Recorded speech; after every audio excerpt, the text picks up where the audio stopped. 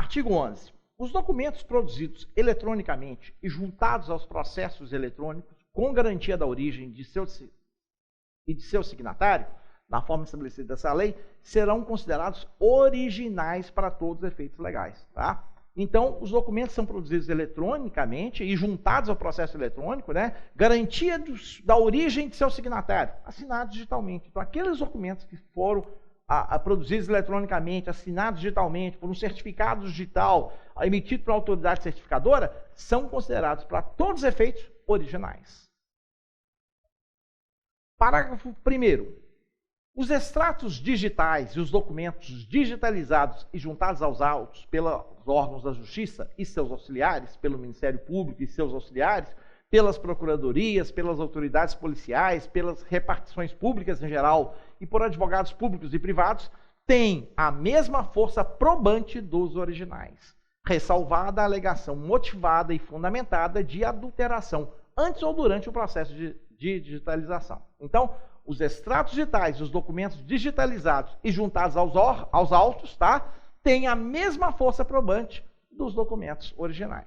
Por que isso? Porque todos esses documentos são assinados o quê? Digitalmente. Usando o quê? Um certificado digital que foi emitido por uma autoridade certificadora credenciada. Parágrafo 2º. A arguição da falsidade do documento original será processada eletronicamente na forma da lei processual em vigor. Então, se tiver alguma questão, alguma dúvida sobre falsidade de um documento original, deve-se fazer isso eletronicamente. Parágrafo 3º. Os originais dos documentos digitalizados mencionados no artigo 2º deverão ser preservados pelo seu detentor até o trânsito em julgado da sentença, ou, quando admitida, até o final do prazo para interposição de ação rescisória. Então, se você pegou um documento e digitalizou esse documento, tá? No sistema, o que vai trafegar é o documento digitalizado. Lembrando, o documento digitalizado é aquele documento, por exemplo, você tirou a foto dele, você pegou uma procuração e tirou uma foto dessa procuração e anexou. Você pegou uma declaração, tirou uma foto dessa declaração e anexou. Então, no processo eletrônico, o que vai ficar é esse documento anexado, tá? Esse documento anexado lá. Porém, tá, você tem que manter a guarda do documento original, ou seja, do documento que foi usado para digitalizar. Se em alguma situação alguém levantar, será que esse documento aí é correto? Quero ver o original. Você tem lá o original guardado. Até quando? Até o trânsito em julgado da sentença. Ou, quando admitida, até o final do prazo para a interposição de ação rescisória. O parágrafo 4 foi vetado. Parágrafo 5º. Os documentos cuja digitalização seja tecnicamente inviável, devido ao grande volume ou por motivo de ilegibilidade, deverão ser apresentados ao cartório ou secretaria no prazo de 10 dias, contados do envio de petição eletrônica comunicando o fato, os quais serão devolvidos à parte após o trânsito em julgado. Há situações que você quer, por exemplo, pegar um determinado documento e colocar no processo. Só que quando você tenta fazer a digitalização, esse documento original, por exemplo, ele está mal impresso. É um documento comprobatório, alguma situação, que o documento a impressão dele não está boa. E quando você digitaliza, pior ainda fica. Tá?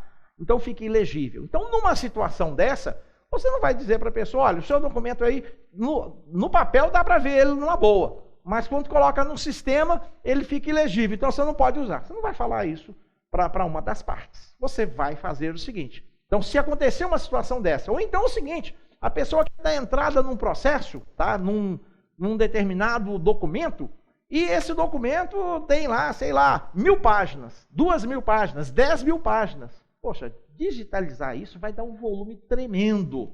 Tá? Então, o que é feito nessa situação?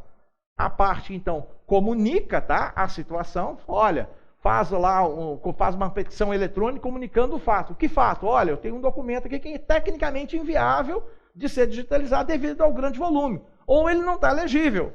Tá? Dentro de 10 dias, a partir dessa petição eletrônica, ela tem que entregar esse documento. Tá? Tem que entregar isso aí. E esses documentos serão devolvidos à parte após o trânsito em julgado. Quer dizer, ninguém com o processo eletrônico, ninguém vai ficar no prejuízo. Tá? Nenhuma situação vai ficar no prejuízo. Mas você vai... são situações que podem acontecer. Parágrafo 6º.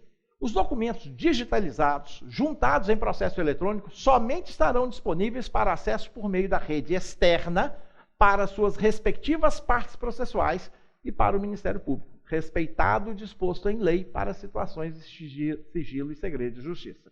Então, aqueles documentos que foram digitalizados, né, juntados no processo, estarão disponíveis para acesso por meio da rede externa, né, apenas para as partes e para o Ministério Público.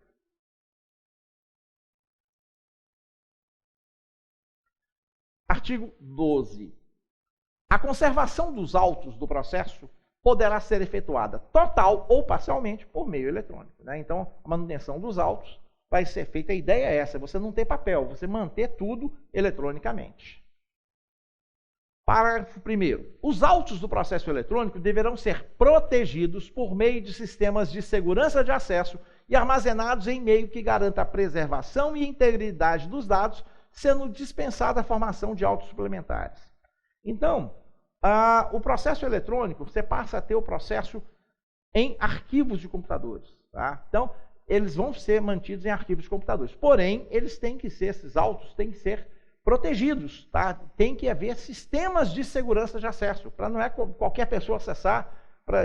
Os dados têm que ser conservados, tem que ser mantida a preservação e a integridade dos dados. Integridade é o dado não se perder, tá? Nem ser adulterado. Então, a justiça vai cuidar para que isso aconteça. Tá? Então, na hora que você estiver trabalhando com o processo eletrônico, você tem confiança que aquilo que você colocar no processo não será perdido. Aquilo que você registrar lá, aqueles documentos que você colocar lá, eles serão mantidos. Existe todo um sistema de segurança para que esses documentos sejam, esses autos sejam mantidos de forma íntegra. Os autos de processos eletrônicos tiverem de ser remetidos a outro juízo ou instância superior que não disponham de sistema compatível, ou seja, não tenham um sistema de processo judicial eletrônico, deverão ser impressos em papel, autuados nas formas dos artigos 166 e 168 da Lei 5.869, tá, do Código de Processo Civil, ainda que de natureza criminal ou trabalhista ou pertinentes ao juizado especial. A questão dessa lei aí é o que acontece é o seguinte, o Código de Processo Civil agora já não é esse mais, nós tivemos um novo Código de Processo Civil, tá? Então lá já o artigo é outro. Porém, tá, a ideia continua, ou seja, se você tiver que remeter um auto de processo para um outro juízo ou uma outra instância superior e lá não dispor de sistema disponível, compatível, você vai ter que imprimir em papel e fazer esse envio. Parágrafo 3º.